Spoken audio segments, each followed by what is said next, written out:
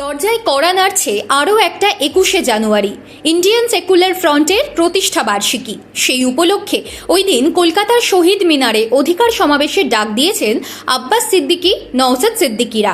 প্রস্তুতি যেমন তুঙ্গে তেমনি সমাবেশ ঘিরে সাজো সাজো রব।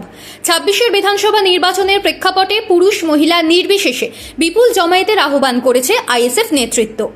৪.৫ বছর আগে জন্ম নেওয়া ইস্তক আইএসএফের সভা সমাবেশ সাড়া ফেলেছে। এবছর তো আবার দুয়ারে বিধানসভা নির্বাচন, হাতে আর ৩ মাসও সময় নেই। এই অবস্থায় আগামী বুধবার ধর্মতলায় সমাবেশ আইএসএফের শক্তি প্রদর্শনেরও মঞ্চ হতে চলেছে। তার আগে ফিরে আসছে ২ বছরের আগের ঘটনা। ২০২৩ সালে আইএসএফের প্রতিষ্ঠা দিবসের সভা থেকেই ধর্মতলায় উত্তেজনা তৈরি হয়েছিল। পরবর্তীতে তা ধুন্ধুমার আকার নেয়।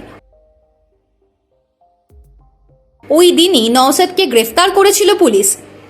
জেলে কাটাতে হয়েছিল ৪২ দিন। তবে এবারের সমাবেশকে শান্তিপূর্ণ করার বিষয়ে দলের কর্মীদের বার্তা দিয়েছেন নওশাদরা। বার্তা দিয়েছেন সংযম ও শৃঙ্খলা বজায় রেখে এবং কোনো প্ররোচনায় পা না দিয়ে কলকাতা চলুন। তবে আইএসএফের সমাবেশ আর জটিলতা থাকবে না তা কি হয়? এবার অবশ্য সমাবেশের স্থান বা পুলিশের অনুমতি নিয়ে টানাপোড়েনের খবর এখনও মেলেনি। তবে সেদিনের প্রস্তাবিত কর্মসূচির পথে কাঁটা বিছিয়েছে এসআইআর এর শুনানি। ওই দিনই নাকি বিপুল সংখ্যক আইএসএফ কর্মী সমর্থককে এসআইআর এর শুনানির জন্য ডেকে পাঠানো হয়েছে নির্বাচন কমিশনের অফিসে। এক ভিডিও বার্তায় এমনই দাবি করেছেন আইএসএফ এর চেয়ারম্যান নওশাদ সিদ্দিকী। সেই ডাক ইচ্ছাকৃত নাকি কাকতালীয় তা নিয়ে শুরু হয়েছে জলঘোলাও। ভাঙড়ের আইএসএফ বিধায়ক নওশাদ সিদ্দিকী বলছেন, তার দলের নেতাকর্মী সমর্থকরা তো বটেই, সাধারণ মানুষও এই তলবের ফলে বিভ্রান্ত। তাঁরা সেদিন কোন দিকে যাবেন বুঝতে পারছেন না। নওশাদ এও বলেছেন, আইএসএফ এর কর্মী সমর্থকরা নাকি এমনও মনে করছেন যে তাদের দলের কর্মসূচিতে বিঘ্ন ঘটাতেই এমন পদক্ষেপ।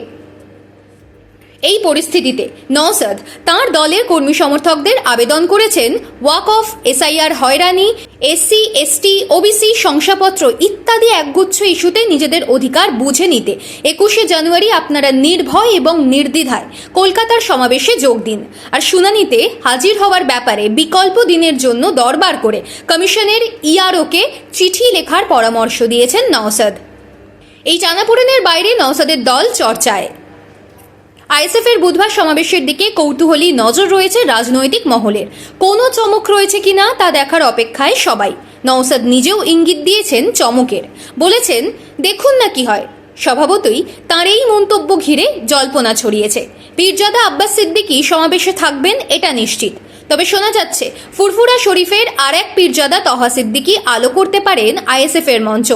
ফুরফুরার পীরজাদা কাসেম সিদ্দিকী তৃণমূল কংগ্রেসের রাজ্য সাধারণ সম্পাদক হওয়ার পর থেকেই রাজ্যের শাসক দলের ওপর তহা বীতশ্রদ্ধ। সম্প্রতি এসআইআর এ হয়রানির অভিযোগেও সরব হয়েছেন তিনি। এই অবস্থায় নওশাদের সমাবেশে তাঁকে দেখা গেলে তা নিঃসন্দেহে চমক হতে পারে। আবার এও শোনা যাচ্ছে বাম কংগ্রেস আইএসএফ এর জোটের ব্যাপারে বরাবরই উৎসাহী নওশাদের আমন্ত্রণে ওই সমাবেশে হাজির হতে পারেন সেলিম, মীনাক্ষী, অধীরও।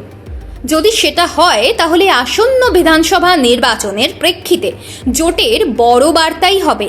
এছাড়াও যে চমকের সম্ভাবনা নিয়ে জল্পনা দানা বেঁধেছে তা হলো আইএসএফ এর মঞ্চে কি বুধবার দেখা যাবে হুমায়ুন কবির আর আসাউদ্দিন ওয়াইসিকেও। ৩ মাস পরের বিধানসভা নির্বাচনের আগে বুধবার ধর্মতলায় নওশাদের সমাবেশ যে কৌতূহলের কেন্দ্রে থাকবে তা নিয়ে সন্দেহ নেই। নওশাদ নিজেই অনেক অঙ্ক মেলাতে চাইছেন। তার ইঙ্গিত কি কলকাতার প্রাণকেন্দ্র থেকেই মিলবে?